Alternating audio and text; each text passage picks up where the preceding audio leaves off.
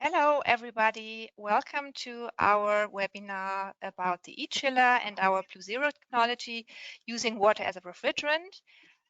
We are very glad to see people joining from all over the continent, actually. We will give you an overview about this very unique technology, very sustainable also. You will see some references also from our excited customers. Throughout the presentation, you will be muted, and we will actively inbound you with some polls. And we would like to encourage you to take part in these polls to get some feedback and also to see your participation. At the end of the session, we will have a Q&A. So when you have any questions during the presentation, please put them in the question box, and we will direct to them at the end of the webinar. And moreover, you also have the possibility to raise your hand during the Q&A part, and then speak up. If we will not have enough time, so be sure that all your questions will be attended.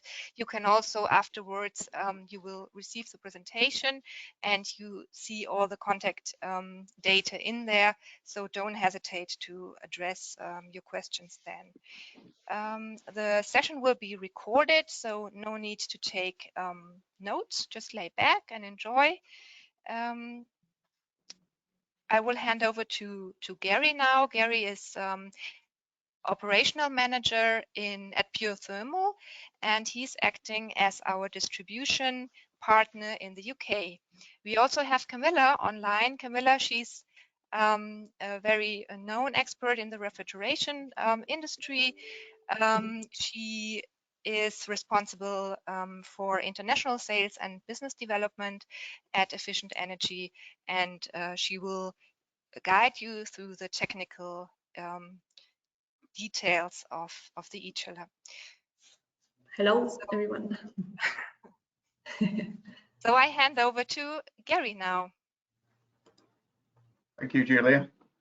Good afternoon, everybody. Thank you for attending the inaugural webinar covering the e-chiller. Hopefully this format will be used moving forward and will prove to be pretty beneficial. We've got a good cross-section of attendees today from various parts of the world, as Julia mentioned earlier, so it'll be fantastic to get feedback from varying geographical areas with regard to the sustainability and efficiency benefits of the unit. There are two polls as we work through, as Julia mentioned there. We'll bring those in to get some feedback on a couple of points as we work through the presentation. So we are Pure Thermal. We have been friends of Efficient Energy for a good while, and we are very excited, enthusiastic about the concept for this unit. It's a fairly unique piece of equipment and fits well within our remit, where our business focuses on natural refrigerant systems, mainly secondary fluids, so heat pumps, hydrocarbon heat pumps, chillers, and CO2 heat pumps and chillers. And when we're talking about the e-chiller and the Bluezero technology, we're actually talking about the most sustainable and natural refrigerant. It's in copious supply throughout the world, and in terms of refrigerants, it's very, very safe and sustainable to use, and we'll be covering that as we work through the presentation. The unit is well proven, and as a distribution partner, we should emphasize that we always carry out the due diligence that you would expect from a company dealing with a manufacturer's technology, and we can safely say that the team at Efficient Energy have a very, very proven and reliable product, and Julia will talk through that with Camilla as we work through the presentation. The unit is a water chiller which is unique, and not just because it uses water as the refrigerant. We have certain applications where the unit will provide significant efficiency benefits, mainly where we have production water requirement of 15, 16 degrees and above.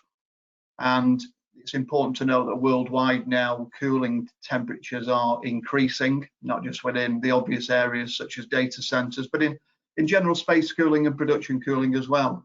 So the application potential for the Bluezero technology within the e-chiller is significant and sits across many sectors, which we will discuss as we go through the presentation. Camilla will now take you through the history of efficient energy and the development of the e-chiller from its early inception. So over to you, Camilla. Thank you, Gary. Good afternoon, everyone. Well, yes, I will just say a few words about our company, Efficient Energy. It's been founded in 2006 already. We are located close to the Munich airport in a little town called Feldkirchen, just above 50 employees. And we have achieved something very special. We have developed a unit that operates with pure water as refrigerant. And because of that, we are very protective of our technology, of course, also. And we have above 100 patents on this technology and also more than 100 patent applications. So this is very important for us. We have also won a few prizes with our very innovative and sustainable technology. And for the UK participants, I would like to point this one out. There are AC Cooling Award because that actually came out of the UK. So here, the first prototypes, you can see how the technology looked in the first idea of the technology looked on a beer mat, so to say. There is an evaporator here, and there's a condenser here, and there's also a compressor here. So you can see all the basic parts of a standard normal refrigerant circuit. And in something like this came out of this drawing. So it looks a little bit more like a spaceship, but it did deliver cold water, chilled water with water as refrigerant. So it was the proof that it does actually work. And many years later, the unit looks like this, a little bit more neat and a little bit more arranged. And with the lovely young lady standing next to it, you can see the dimensions approximately how they are. So I am about 1.68 m high or tall. So this is 5.5 feet more or less. So we have a comparison. We will go into details how the unit is built up a little bit later. This is, by the way, taken in the Netherlands on an exhibition in the Netherlands. In the VSK exhibition. And since then, we have installed over 100 units in Germany and Austria and Switzerland, and we are also expanding into other European countries because the F-gas phase down is obviously valid for every country. And since in our unit, there is no F-gases, there's no F-gas refrigerant, there's pure water. So this means the F-gas phase down does not apply to it. So it's interesting for every European country. And here in the UK, Pure Thermal, as Gary said before, is our appointed distributor. And I have seen there's quite a few participants from Greece as well. There we have a partner, Menerga, also as a partner. So apart from the compliance to the F-gas phase down, there's also many, many more benefits that our technology has, and Gary will talk you through this right now. Over to you again, Gary. Yeah, thanks, Camilla. Yeah, it's an interesting overview of efficient energy. We've developed a very unique compressor, which we'll see in more detail later in the presentation. But I suppose one of the most important things to note about the e-chiller is that it's got very practical benefits in terms of operating efficiency, as well as its sustainable and environmental credentials. I think we're all familiar with initiatives within the market which may purport to provide environmental benefits, be sustainable, and in practice are maybe not as efficient or practical as the intention may have been in the outset. This is not the case with the e-chiller. The unit is a very practical, reliable chiller, which really turns sort of refrigeration on its head a little bit, because we're not using any refrigerant that would be standard associated. And we also sit outside all of the refrigeration-based safety legislation, mainly because this doesn't apply because we're using water. So we've effectively got a completely future-proof, sustainable system using non-toxic refrigerants. Our low carbon credentials are very high. We have low input energy throughout the full year. The unit sits outside of 378 pressure regulations and also the F-gas phase down for obvious reasons.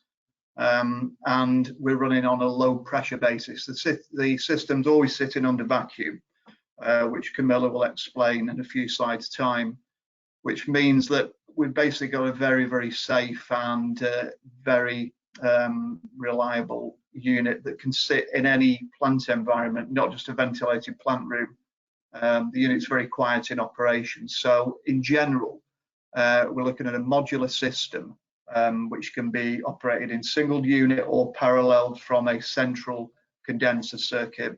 The unit requires a cooling loop, so this can either be a dry cooler, could be an adiabatic cooler, or it could be a centralized system on a cooling tower or a centralized dry cooler. So effectively, it's straightforward to apply.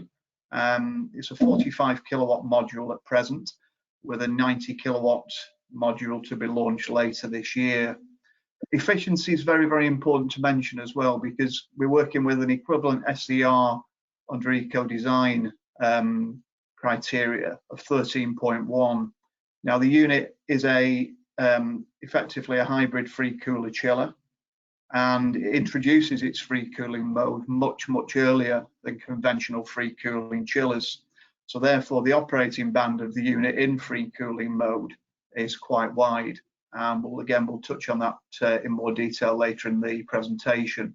So in summary, what we've got is a very practical to use, easy to apply chiller, which should be treated in the same way any other chiller should be selected, but with the caveat that we're working with a water temperature, a leaving water temperature, say 15, 16 degrees C and above, and that's operating in a 40-degree ambient. So moving forward, we've got I think we're moving on to a poll on the next slide, Camilla, where we're looking at carbon reduction. Now, it'll be interesting to get your feedback on this one, if you could take 2 minutes to give your thoughts. So Julia will deal with the admin. So over to you, Julia.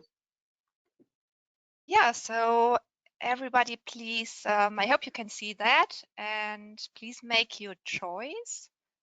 We're very curious about what you think about that. Is carbon reduction now a defined target within your business? So please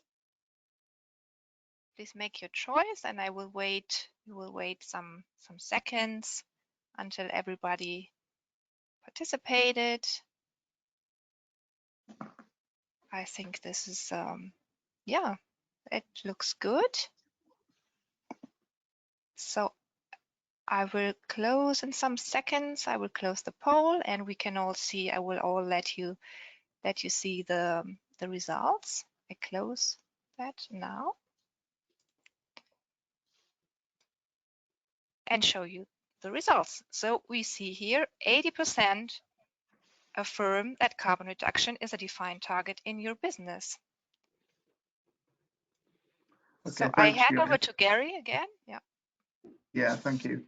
Yeah, that poll was very interesting. It was, yeah, over the past 12 months within the industry, we've been seeing a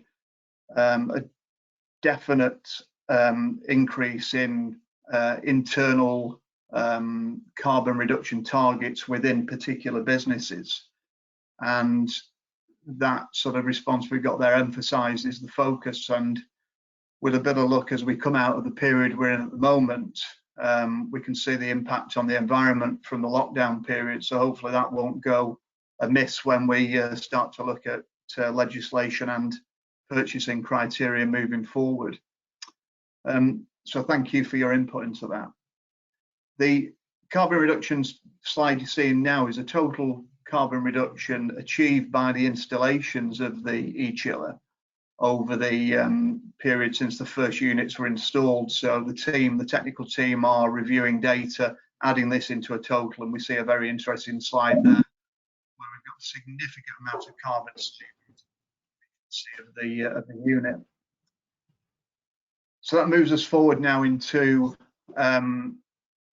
refrigerant phased out.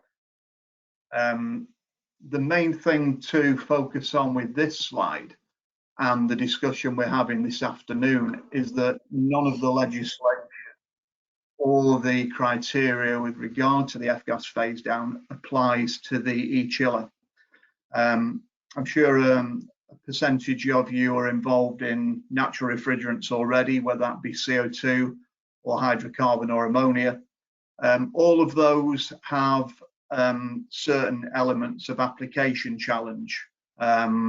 Risk assessments are required for each one with varying degrees of prevention required. With the e-chiller, we're working with the most benign refrigerant. So the summarized points there, we've got no phase out risk at all. I'm sure you're all familiar with the F-gas directive, which is being vigorously applied throughout Europe and the UK moving forward, as well as the rest of the world. It's a focus. So with the e-chiller, we have no leakage reporting. So from a corporate user or a large organization, the e-chiller brings benefits there with no risk of refrigerant leakage. And we have a completely sealed water refrigerant system. So when we look at the phase out dates, we're in up to 2030 for the various refrigerants shown there with varying degrees of harmful global warming potential. We see that the e-chiller most definitely sits within the natural refrigerant group and is arguably the most natural of refrigerants. So in terms of what should we say, future-proof design, it doesn't get any better than the e-chiller, and that's one of the things that got our focus and enthusiasm when we started talking to Camilla and the team initially. Here we have the completely future-proofed and non-F-gas system. Application-wise, this is an important slide because we're looking at application of the e-chiller across 3 different sectors here, which really encompass the majority of cooling demands. Obviously, we're not touching on refrigeration or low temperature cooling. However, we do work across IT, production and process cooling, and also space cooling as well. So looking at those in a touch more detail, and again, the case studies which Camilla will reference towards the end of the presentation will show more detail. But we see some obvious areas of application for the e-chiller. As we touched on earlier, cooling temperatures across all these areas are increasing due to forcing increased efficiency and lower energy use across plant. But we see within the data center world now, we've got operating temperatures up to 23 to 27 degrees internal. So here, if we've got a 16 degrees or 18 degrees C flow temperature, we can easily work with an air handling unit, fan coil system, correctly specified to work with these temperatures, to provide much more environmentally focused and efficient cooling than other systems. And within IT, we're looking at a unit within the e-chiller which provides a combination of mechanical and free cooling. So where perhaps an evaporative cooling system with perhaps bringing airborne contamination into a data room isn't acceptable, then the e-chiller with air handling units on a closed circuit will certainly satisfy the demand. So MER IT rooms for smaller applications, media rooms where maybe up to 200 kilowatts, 300 kilowatts is applied is ideal for the e-chiller. Within production environments, Camilla and the team within Germany have units operating in the plastic sector, within printing and varying production cooling applications where 16 degrees C plus water flow is more than acceptable. And in comfort cooling in the UK, we have the BREEAM standard, which is very similar to LEED in other parts of the world, which means that with a water-based refrigeration system, we're completely sitting outside many of the leakage requirements that would sit with a chiller to achieve a BREEAM or a LEED credit. So to use a water-based system completely in that sort of sustainable project is perfectly feasible. Other areas within laboratories, manufacturing processes where internal temperatures can match the output of the unit, again, are more than suitable. There's a case study later which Camilla will show using a cassette, ceiling mounted cassette on chilled water correctly sized to operate with the e-chiller. So we're not necessarily looking at higher temperature emitters, chill beams, etc., although chill beams will work extremely well with the unit. We're looking at a range of applications which call for maybe a slightly different mindset on the part of the designer or the specifier. So now I'll pass you back to Camilla, and we've got some very exciting slides coming up. Camilla actually has a model of demonstrate, and also she's going to show us the impeller within the unit, which is where all the IP within efficient energy sits, rotating at 90,000 RPM. But Camilla, unfortunately, won't be able to demonstrate that speed this afternoon, but certainly show you the impeller. Yeah, I'll do my best in turning. Thank you, Gary.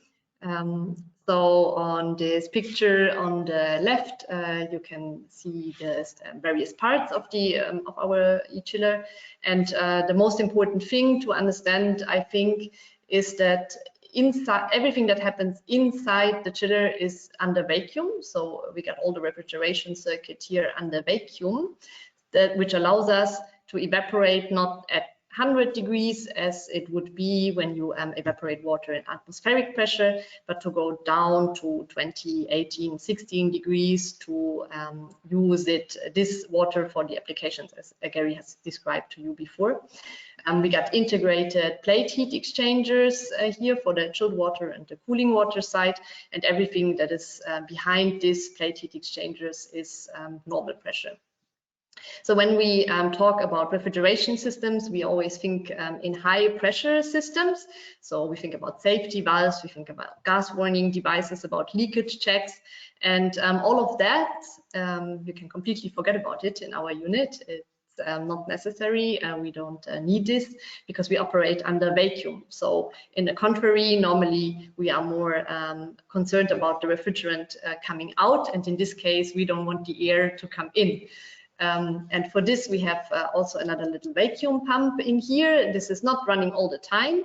We measure if there is a little bit of air, if there's a little bit of diffusion, then this vacuum pump comes on a few times in the day and keeps the vacuum upright. Then we have two cooling modules here with two compressors, and we have also two four-way valves. The chiller will automatically find the best and the most efficient operating points, so you don't have to add anything to that. It makes it automatically and decides which operating mode is best suitable for the ambient temperature.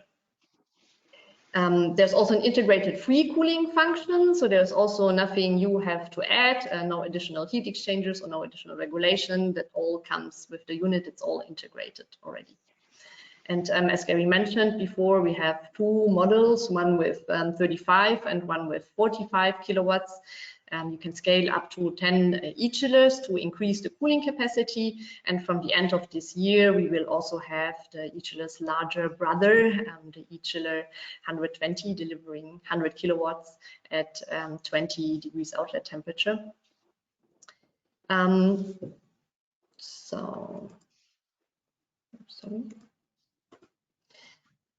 Here you can see the refrigerant circuit again with the evaporating temperature at 18 millibar and the condensation pressure, the evaporating pressure at 18 millibar and condensating pressure still under vacuum, so only 136 millibar. And I will show you the cross-section model now. 3D model. I hope you can all see that. This is the 1 to 5. So in reality, it's 5 times bigger than this, and it's a 3D cross-section model. And I will jump back to the presentation now and just shortly explain how the refrigerant circuit works. So the water from the consumer comes in here and goes into this evaporator basin. Then 1 to 2% only of the vapor is going to be evaporated, goes up here, and this 1 to 2% is enough to cool the water here down 6 Kelvin. And then the vapor goes up here to the compressor. And here, if you look in the little window above, that's the original size compressor in its original size. And this turns up to 90,000, ladies and gentlemen, not 19, 90, you have heard right. Sorry, Gary cannot make it turn that quick. 90,000 RPM. It starts at 40,000 in part load and turns up to 90,000. And so you can see this is really a very sturdy and very high-tech piece of German engineering. So after the compression, the hot vapor goes here in the condensation chamber, and the water from the dry cooler or adiabatic cooler or the centralized condenser circuit mixes with the hot vapor, and the warm water goes then back to the recooling system. And for this 1 to 2% that here are more here in volume, we got this overflow, this little hose, which is our expansion valve. That's all that leads it back to the evaporator. So this is just in short, if you want to know more detailed how the process works, in the presentation that you can download, there will be a link to a video. And of course, you can ask questions in the Q&A session, but you can also, after the presentation, contact us, me, and Gary at any time you like, so we can give you more detailed explanation. So let's come back to these 4 operating modes that I have mentioned before. So in high ambient temperatures, in summertime, both modules are switched on, both compressors are switched on. But this is only in Germany, 150 to 200 hours in a year, so not very much. It might be even a little bit less in the UK. So it's only very little time where both compressors have to be switched on. When the temperature decreases, here you can see on the left, then one compressor is automatically going to be switched off, and the chiller energy efficiency ratios here get a lot more interesting. This is 600 to 800 hours in the year in Germany, so in the middle of Germany, Frankfurt maybe. And when the temperature decreases further, in this case 13 degrees, when we want to have 18 here going to the process, for example, to a data center, we have something that we call the free cooling mix mode. So the unit automatically knows, sees here that the water coming from the process is only a little bit warmer than the water coming back from the recooling system. And it automatically switches on this free cooling plus mode, which is a very unique feature of our Bluezero technology. So normally the chillers cannot do it like this. And it allows us a very efficient operation. This is in Germany 1,500 to 2,500 hours in the year. And when it gets even colder, so in this case under 11 degrees, both units are going to be automatically switched off, and we will only use the plate heat exchangers, which allows us then for very, very high energy efficiency ratios. And so you can see that depending from the region, in this case, for example, it's 70 to 80% of the year where you can operate the free cooling mix or the free cooling mode. So you are effectively most time of the year able to run in a very, very, very efficient mode.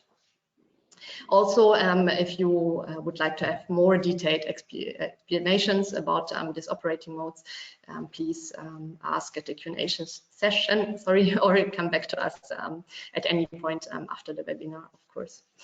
Gary will explain a little bit more about some concrete calculations based on the eco-design conditions now. Stage is yours, Gary. Thank you. Good demonstration of the impeller and the compressor. Okay, so what we've got here is one challenge we have with the e-chiller, because we operate differently to standard conventional chillers and refrigeration systems. We need to explain the efficiency in a clear way. So what we've actually done over the past couple of months is taken the eco-design criteria in terms of run hours and temperature bands and applied that to the e-chiller, albeit with the e-chiller operating at 16 degrees C temperature. And we see an SCR which is achieved of 13.1, which is obviously higher than the table there, which is showing the up to, well, from January 18 figures for the SEPRs for higher temperature process chiller applications. And even with the new 2021 figures coming in, which increased those numbers slightly, 0.5, we still see a very, very efficient unit in the e-chiller. The good thing we have with the track record of e-chiller application, particularly within Germany, is we can visibly identify energy savings across a number of applications. And the 3 bullet points on the left of the slide show typical savings 50% within 52-week-a-year IT cooling applications, small data centers, modular data rooms, this type of thing. With production and process cooling, maybe running slightly colder, on the outlet temperature, we've seen 40% energy savings, where these are, again, 52-week-a-year applications. And then with the seasonal air conditioning application, we still see savings, 15-20% perhaps, when we see the e-chiller working on a seasonal space cooling demand. So to summarize the operation of the unit, you'll have noted from the 4 operating modes that the unit operates very, very efficiently across a wide ambient temperature band. Adiabatic or dry cooling or cooling tower, we see efficient performance, and the free cooling feature is very, very useful. And when we look at varying electricity tariffs now, and we look at varying ambient periods during the day, one of the case studies later on in the presentation shows an e-chiller working with a relatively small 500-litre buffer tank. However, if we looked at the free cooling potential of the unit, there is no reason why the e-chiller couldn't work on an overnight basis to store, move energy and accumulate very low cost, low carbon cooling energy to take advantage of varying tariffs, low carbon or ambient temperature. So the application range of the unit is quite exciting, and it provides many application benefits which may not be achievable with more conventional units. So looking at the refrigerant again in more detail, we're touching back onto a poll now, which Julia will introduce, covering natural refrigerants this time. So over to you, Julia. Yeah, so we will start the poll, and this time it is about, do you think changing your refrigeration system in the near future and switching to natural refrigerants? So please help us and make your choice. I see that a lot of people are 50%. We have almost 100% of answers. Yeah, very good. Okay, yeah, we see a clear, yeah, we see quite a tendency. Yeah, I will close now the poll. Almost only natural refrigerant lovers. We'll close it now and show you the results, which is interesting. I hope it worked for everybody this time. So you see the results, and quite a lot of people and companies are already working with natural refrigerants. This is very interesting. Or you're working with them, or you're thinking about installing them. So I will close it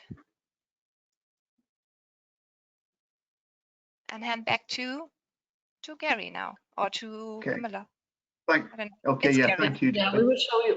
A few references now where you can see how we install chillers in which way already in the applications that we talked about now. So you can see how the installations work. Gary will present the first reference since it's from British Telecom, which might be very interesting for the UK market. Yeah, thanks, Camilla.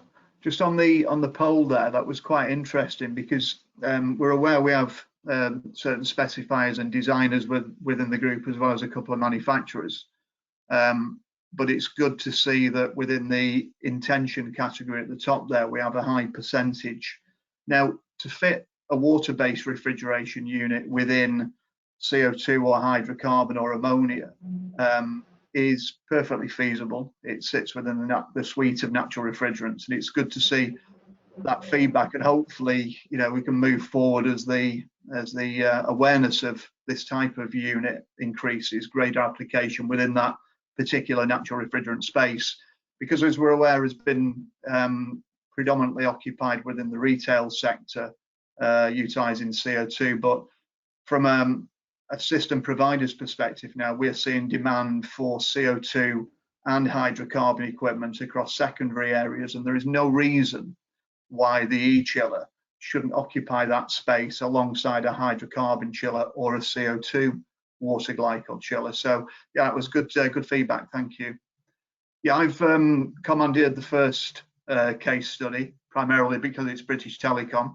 And this is an application that BT, British Telecom, have used across 3 sites in Germany, 2 in Hamburg and 1 in Berlin. And it was adopted not because of its sustainable credentials or its environmental credentials. It was adopted for all those 2, along with the fact that it's a highly efficient system. The application here is an interesting area, and one that's becoming more prevalent, particularly with a few of you will work within the data center industry, and we're now seeing more modular data centers referenced as edge data centers, i.e. they sit at the edge of the internet, and these will carry the first 10 minutes, 5 minutes for Netflix film or certain heavily downloaded items.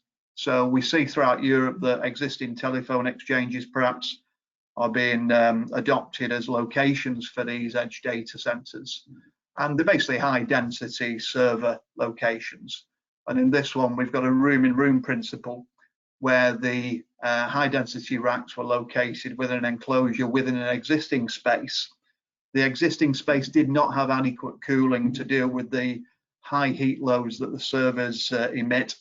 Hence, 3 of the e-chillers were utilised on an N+1 basis to give contingency, operating with an 18 degrees C chilled water flow, delivering 22 to 25 degrees within each area. So it's interesting that BT installed one of these systems initially on the proviso that if they were pleased with the performance, they would operate further. And to date now, there are 3 systems installed, which is a great reference and a case study with a company that is looking at the environmental side of things as well as energy efficiency. So that's British Telecom, and over to you, Camilla, with a few more. Yeah. Thank you, Gary. Next slide, another reference in the IT cooling area. This is a cooling system for one of these edge data centers that Gary has mentioned before. It's in the German Aeronautics Center, so everything to do with satellite communication in the south of Germany. And one particular advantage for the customer was the modularity of our unit, the fact that he could install a multiple unit system for an N+1 solution, because as you might maybe know, often you have very, very low IT loads in the beginning in data centers, and it can be sometimes difficult for a big unit to have a very low load. So with our 3 units, he could also achieve a considerable energy efficiency saving compared to the system he had previously, which you can see in this chart here. This is the 4-year operation of a propane chiller in this case, also with an integrated free cooling system, but still with the modularity of our unit, he could achieve this curve in blue here, which equivalents to around 50% energy savings. So I'm very happy about that. On the next slide, a reference for production cooling in the Siemens company. So in this case, the customer at first wanted to install a geothermal application, But after looking at our technology together with us, he decided that it's not necessary to make expensive drilling. That might be also difficult for the nature, and he doesn't have to need a heat pump with an F-gas solution, so he can have a climate-friendly refrigerant, and that it also go very, very well into the carbon reduction goals of the Siemens Group. In the next reference, that's the company Gardena. They're producing gardening equipment like these hoses that you can see here. And one particularity about this installation is that it is the e-chiller is sitting directly in the production hall. Gary has mentioned before that we don't necessarily need a plant room for the unit since there's no refrigerant in there.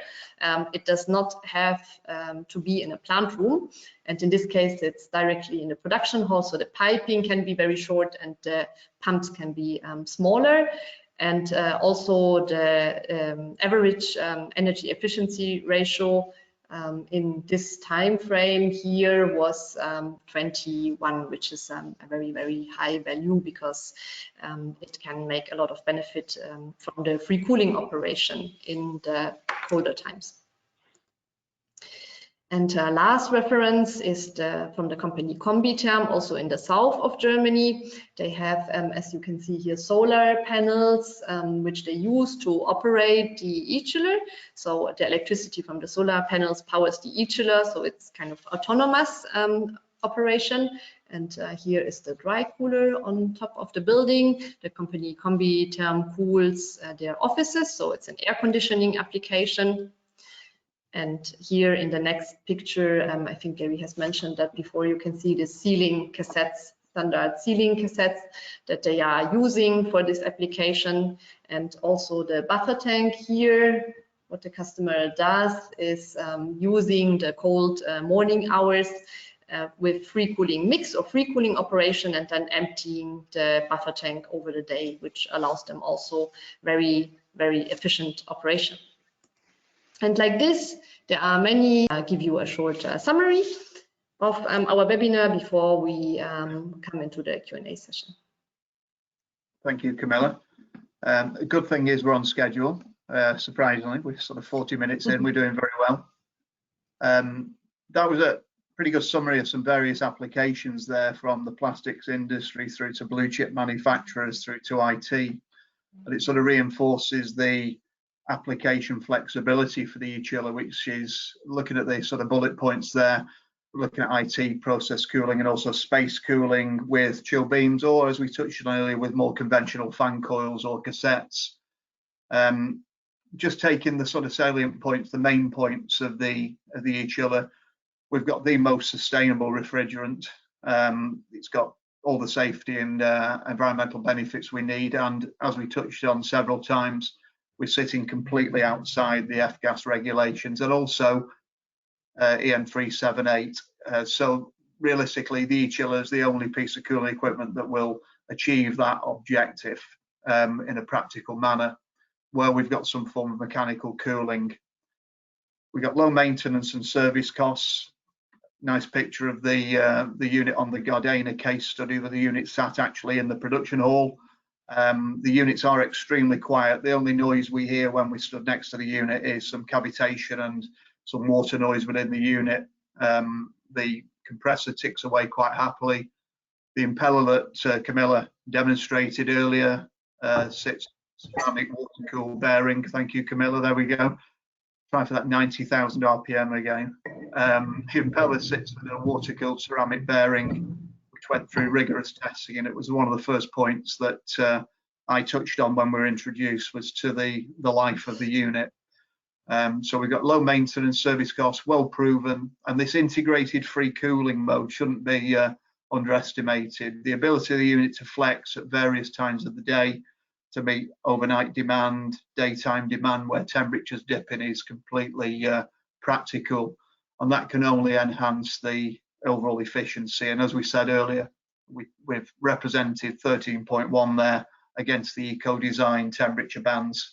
So very, very efficient and highly sustainable. So ideally suited, we've got a bullet point there, to Northern Europe and UK climates. However, I'm aware we've got attendees on today from various parts of the world, and there's no reason for Camilla couldn't be discussing the e-chiller application for various geographical locations. Very So I'm going true. to move to questions now. We don't know what Julie has received in terms of questions yet, so over to you, Julie. Let's be surprised. We received quite some questions. Okay. Maybe we can start with this one. It looks fantastic. So why hasn't it taken the market by storm? What would the purchase and install cost be compared to a similar standard 500 kilowatt system? Yeah, I think the easy answer to the first point is that the industry worldwide is resistant to change. I think we've got a tendency to, within the mechanical sector, refrigeration and cooling and heating, we've got a resistance to move away from what we might refer to as accepted technology. Once we've seen from the progress in Germany, is once the market becomes aware of the benefits and we can demonstrate the efficiency, then interest does increase. So the purpose of the webinar today is to try and spread the gospel, spread that Bluezero message. In terms of cost, the units are well suited to a whole of life cost analysis. If we look at capital cost, then the units will be marginally more expensive than standard units. But if we take a application and we consider the energy and operational costs and maintenance costs throughout the life of the unit, then we see good value. We accept that that's not going to be able to be achieved on every project because we see a great focus on capital costs being the driver on many projects. But I know we've got a few people on the call today who will be able to influence a client and explain and demonstrate these benefits, which will generate a higher level of interest. So hopefully that answered the question. Have you anything else to add, Camilla, to that one? No, you are absolutely right that, of course, the refrigeration industry is hesitant to change, and that's why we can step by step only conquer the market. But what is important to see is that natural refrigerants can only ever be the really future-proof solution. So if you think about installing a new system today, then you would like to operate it eventually 10 years or a little bit longer than 10 years. So you cannot, with a good feeling, recommend F-gases anymore. Yeah, you really have to think about natural refrigerants. And depending from the applications we look at, of course, the more operating hours we have, the better, because we can make a lot of benefit from the free cooling. In almost all calculations, we have return on investment calculations. We can project-specific make these calculations, and all the applications that I have seen in the IT cooling and in the industrial area, the return on investment is something around 2 or 3 years, yeah, depending on the technology, but let's say an average. Okay, good. So we have a couple of other questions. Actually, they are coming in here. Maybe another interesting question is 90,000 rotations per minute is very high. What is reliability of bearing? Yeah, I think okay. One Camilla can touch on, but just as a point there, if we looked at the destructive testing that's taken place, Camilla will probably a better overview of that, but it was very, from an outside perspective, it was very diligent, and the company can support what should we say, the operation of the main mechanical component quite well. Over to you, Camilla. Yeah, thank you. Gary. Yeah, so the longest unit or the oldest installation that we got in the field is in operation for 5 years now, and since then it has always been operating without problems. That's in the DMK, the Deutsche Milchkontor. It's a German milk factory. You can see this, it was not in the presentation, but it's on our website, this reference, and the customer did also install more of our units. So it's in 5 years, it's been running without any issues. And if you had a quick glance at the companies that we showed, the references and also the slide with several other companies, they are all companies, for them the sustainability and the carbon reduction is very important, but they are also companies that cannot really afford to use a technology that is not safe, or that will at some point have a problem in their production process. Yeah, somebody like Siemens, they don't want to use a unit where they cannot be sure if their production process is going to run or not, because it won't have cooling. Yeah, so they are all very happy with our units. And in terms of testing, of course, yes, we have also done in-house testing to simulate the long-term operation of the unit. We have operated the impeller up to 120,000 even, and still nothing happened. The motor got hot, yes, but it didn't break. So in the end, we had to really apply mechanical force, and we did cut one of these plates here mechanically, and then eventually the thing did break. And what we did also see in terms of safety, it did not come out of the model, yeah, of this can. So it stayed within the can. There were some dents, but it didn't like fly across the production or something like that. So it's also safe.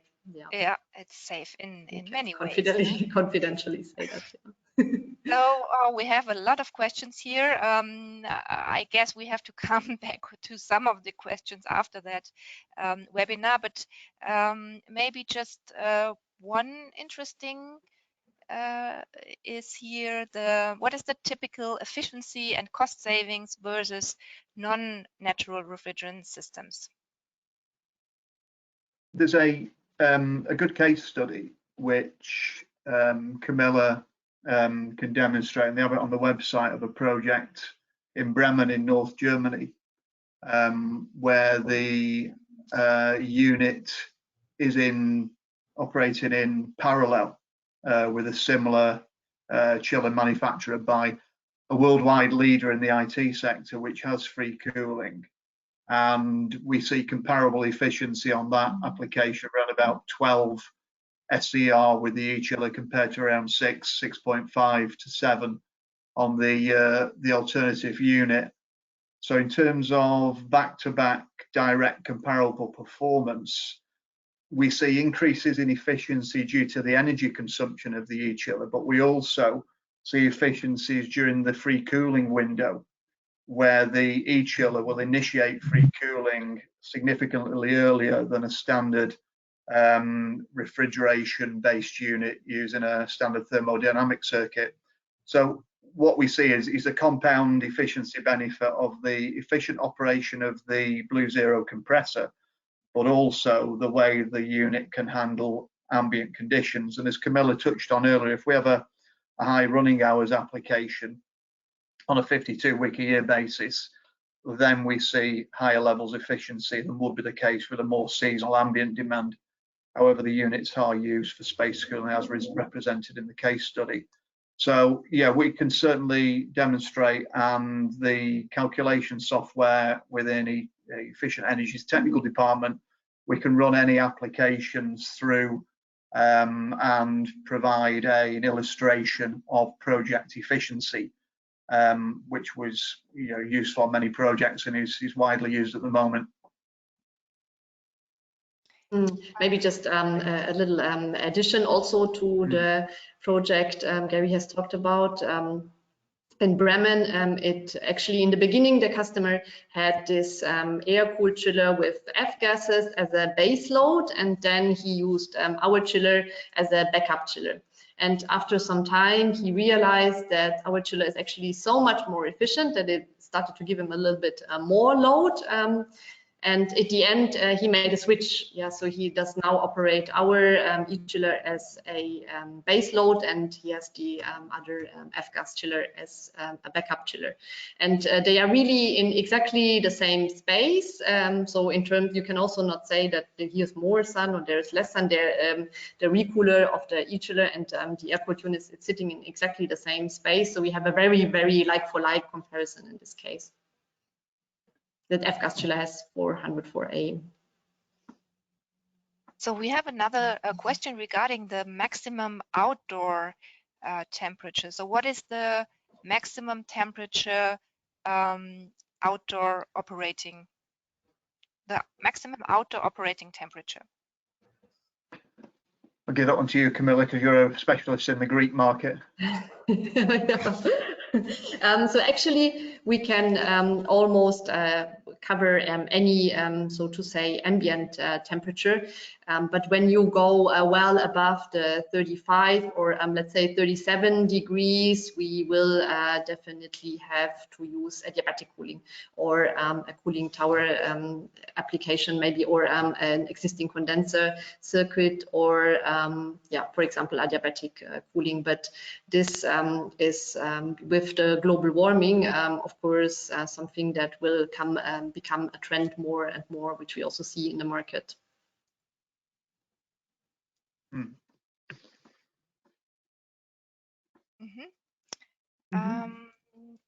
So another question here is, can a system like this with only water work for commercial refrigeration, where fridges reach temperatures around 3 degrees Celsius?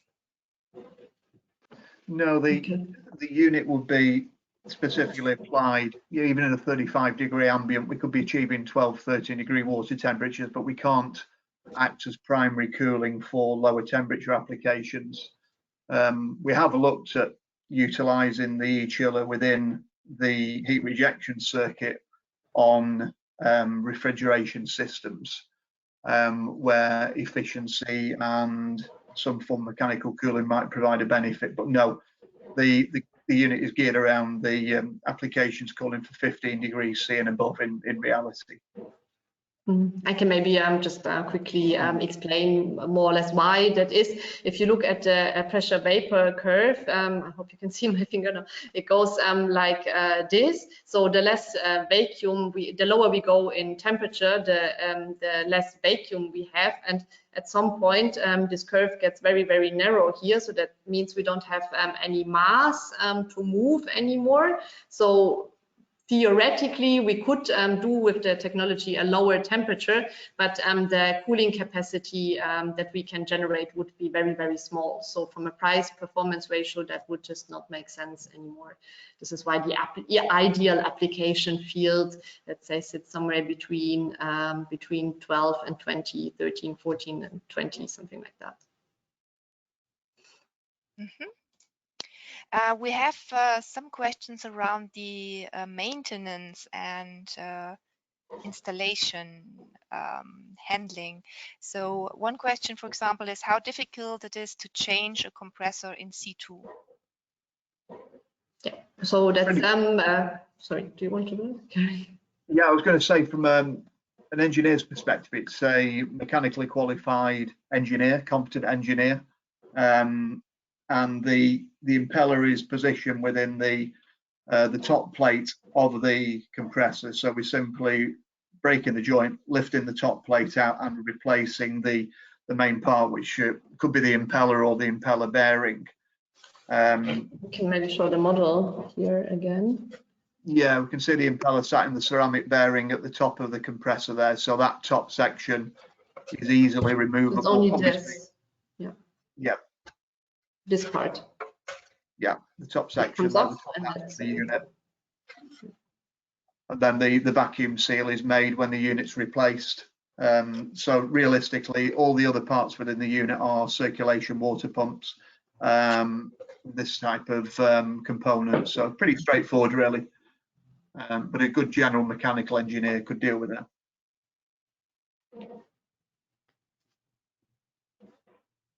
So yeah, well, we have just one question left. Maybe we can deal with that, and then I think we can finish quite in time. The question is, what feedback do you have from installers and site operators? Maybe the participant can explain a little bit further on this question. I will just unmute. It's Andrew. Andrew, you can maybe put your question yourself. Hello, am I off mute? Hi, Andrew. Yeah. Well, it's Andy. I've actually met you before, Gary. Andrew Mackay from Sunamp. Hi Andrew, how are you doing? Yeah, no, just a general question. Since you supply the chiller, when you hand it over to maybe third-party installers or site operators, just general feedback, anything interesting compared to F-gas that you've learned, like when you're monitoring the equipment or installing it? Is it anything unique that you've heard back? Not really, no. Yeah, once we get over the difference between the unit's operation compared to a standard mechanical refrigeration system, a chiller or a reversible chiller, say, then once we get over that barrier, there is a great appreciation of the engineering and the design, and the fact that it's very, very straightforward to commission and operate as well. With it being a self-contained system, we've basically got 4 connections on the unit, one for the dry cooler circuit and then one for the delivery circuit. So in terms of commissioning, installation, factory acceptance testing, all of it's pretty straightforward. And then ongoing maintenance is pretty straightforward and basic to provide as well. So in general, good feedback and very positive. From an engineer's perspective, the design of the unit is very, very appreciated due to its sustainable credentials, as we touched on before. So it's more water-based than refrigeration. Great. Yeah, sounds wonderful. Really enjoyed the presentation. Thanks, Gary. Thanks, Camilla. Cheers, Andy. Thanks.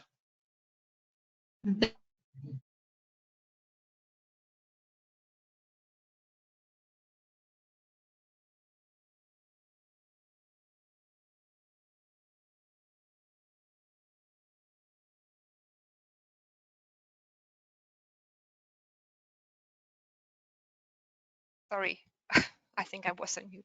So thank you everybody for attending, and if you have any more questions, you can feel free to place them after the webinar and contact us by mail.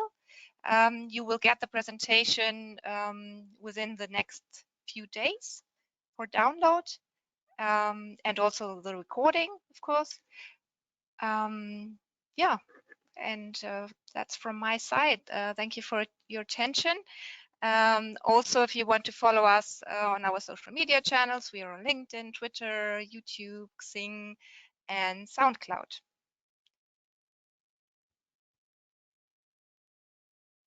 So, Camilla, we can't hear you.